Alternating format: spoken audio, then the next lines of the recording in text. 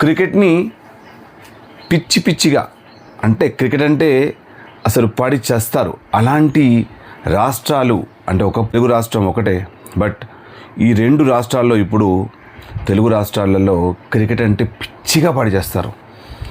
మరి గమ్మత్ ఏంటంటే చెన్నై, ముంబై, అహ్మదాబాద్, ఢిల్లీ, కోల్కతా ఈ 5 పట్టణాల్లో మాత్రమే ఇప్పుడు ఐదు పట్టణాల్లో మాత్రమే వరల్డ్ కప్ని ఆడిస్తున్నారు. ఈ 5 ముఖ్య పట్టణాల్లో మరి తెలుగును పిచ్చి బట్ క్రికెట్ను పిచ్చిగా అభిమానించే విశాఖపట్నం, హైదరాబాద్లో మ్యాచ్లు ఎందుకు లేవు? దీనికి ఎవరు సమాధానం చెప్తారు? మరి 2 క్రికెట్ అసోసియేషన్లు సమాధానం చెప్పాలి క్రికెట్ అభిమానులకు. అసలు క్రికెట్ అభిమానులు లేకపోతే క్రికెటే లేదు.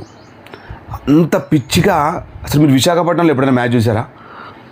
చిన్న మ్యాచ్ కూడా మొత్తం టికెట్స్ సోల్డ్ అవుట్ అవుతాయి. హైదరాబాద్లో కూడా అదే పరిస్థితి.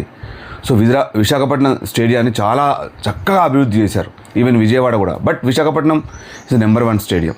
మరి విశాఖపట్నంలో ఎందుకు మ్యాచ్లు చేయట్లేదు? హైదరాబాద్లో మ్యాచ్లు ఎందుకు చేయట్లేదు? తెలుగు రాష్ట్రాలకు ఏమైంది? ఎందుకు హైదరాబాద్లో ఎప్పటి నుంచో మ్యాచెస్ లేవు?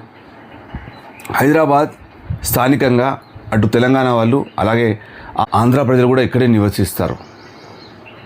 సో ముఖ్యంగా ఈ హైదరాబాద్లో కానీ అటు విశాఖపట్నంలో కానీ కనీసం విశాఖపట్నంలో నిర్వహించిన ప్రాబ్లం లేదు, హైదరాబాద్లో నిర్వహించిన ప్రాబ్లం లేదు. మరి ఎందుకు ఈ 2 మా తెలుగు రాష్ట్రాలంటే చిన్న చూపు? అంటే నేను నా మనసులో వచ్చే ఆలోచన మీతో పంచుకుంటున్నాను, మీరు కమెంట్ చేయండి.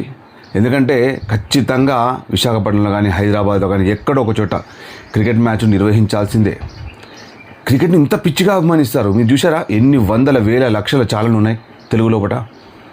తెలుగు అభిమానులు క్రికెట్ని పిచ్చిగా ఆరాధిస్తారు. అంతెందుకు మీరు ఆంధ్ర ప్రీమియర్ లీగ్ చూడండి, అభిమానుల ఫాలోయింగ్ ఉంటుంది. మీరు చూసారా ఎప్పుడైనా ఆంధ్ర ప్రీమియర్ లీగ్?